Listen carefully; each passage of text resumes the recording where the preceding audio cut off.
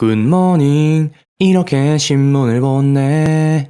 9월을 맞이해서 썸네일을 바꿨습니다. 올해는 추석이 참 빠릅니다. 여러분의 내 집 마련 도우미 대우경북 아파트와 함께 2022년 9월 1일 매일 신문 듣기 시작합니다. 먼저 거시경제입니다. 하루 만에 말 바꾼 푸틴, 유럽 전역 공포 휩싸였다. 러시아의 에너지 무기화가 현실로 다가옵니다. 독일과 프랑스의 가스를 끊었습니다. 에너지 대란이 진짜 현실이 되어버렸네요. 유럽은 긴장할 수밖에 없는 상황입니다. Winter is coming. 유럽 8월 물가 상승률 9.1%로 사상 최고치. 유럽으로선 추운 겨울이 오는 것도 문제지만 에너지가 물가 상승률에 기여하는 비중이 높다는 것도 문제입니다. 인플레이션이 지속되고 있는 상황에서 에너지 대란이 가속화의 원인일 수 있기 때문이죠. 9.1%가 끝이 아닐 거라는 상상을 해봅니다. 생산 소비 투자 석 달 만에 트리플 감소. 통계청의 7월 산업활동 동향입니다. 생산 소비 투자 모두 감소했습니다. 가격이 오르면 소비를 안 합니다. 높아진 금리를 대응하기 위해 가장 먼저 해야 하는 것은 소비를 줄이는 것입니다. 경기 후퇴 우려가 갈수록 커지고 있는데요. 그래도 인플레이션이 받쳐주지 않을까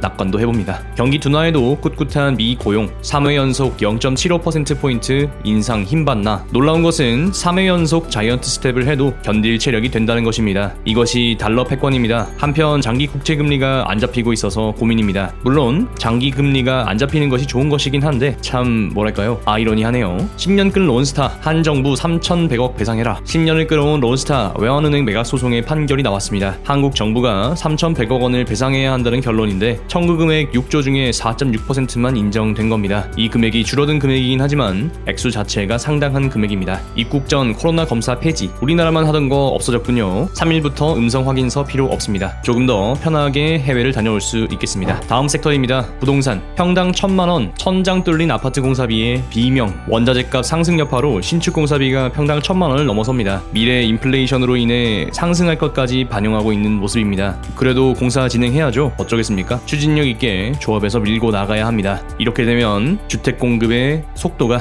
느려질 수밖에 없겠죠. 용산 2건, 마포 7건 실화냐? 역대급 거래 종말 시대. 아니 무슨 거래량이 줄어들어도 그렇지 22만 명이 사는 용산구에서 2건, 37만 명이 사는 마포구에서 7건이라니 진짜 슈퍼 절벽이 따로 없군요. 7월 서울 거래량은 639건으로 최저치를 기록했습니다. 와우.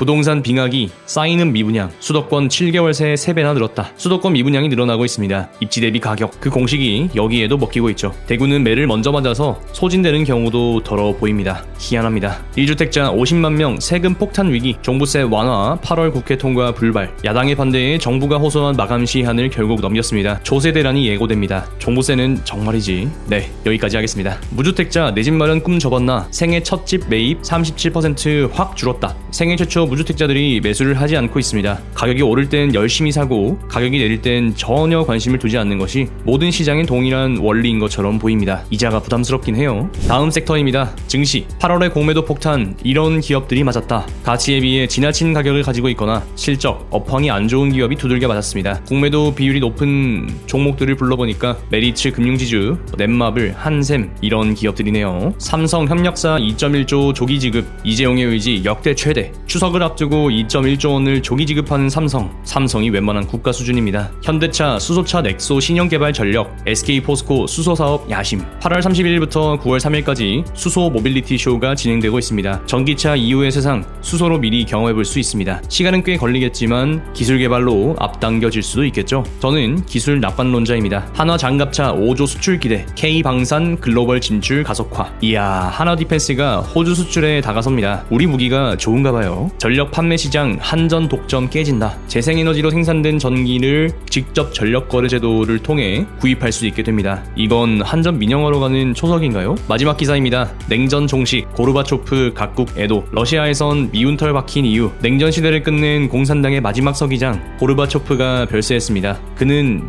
역사입니다. 마지막으로 차트 보면서 마무리하겠습니다. 코스피는 어제 0.86% 상승, 코스닥은 1.26% 상승한 채 마감했습니다. 코스피는 2472선, 코스닥은 807선입니다. 어제 미국 증시가 하락 마감한 상황에서 코스피 코스닥은 상승한 채로 마감을 했는데요. 참 희한한 일입니다. 보통은 연동되어서 흘러가는 것이 시장의 순리였는데 가끔 하루쯤은 그냥 넘어갈 수도 있나 봅니다. 지난밤 미국 증시입니다. 나스닥은 마이너스 0.57%, S&P는 마이너스 0.78%, 다우존스는 마이너스 0.88%를 기록했습니다. 나스닥 차트 보니까 음봉 개수가 상당히 많은 것이 보기에 상당히 안 좋습니다. 비트코인입니다. 2만 달러 수준에서 등락을 하락을 거듭하고 있습니다. 원유입니다. 마이너스 3.77% 기록하면서 88.83을 기록하고 있는데요. 기준선의 저항을 받고 하락하는 모습을 보여주고 있습니다. 이런 모습을 기대한 게 맞긴 한데 그냥 박스권이라고 봐야 하지 않을까 싶은 그런 생각이 듭니다. 다음으로는 미국 10년 국채입니다. 어제 2.9% 상승한 채 마감했는데요. 저는 이 부분이 상당히 조금 걱정이 됩니다.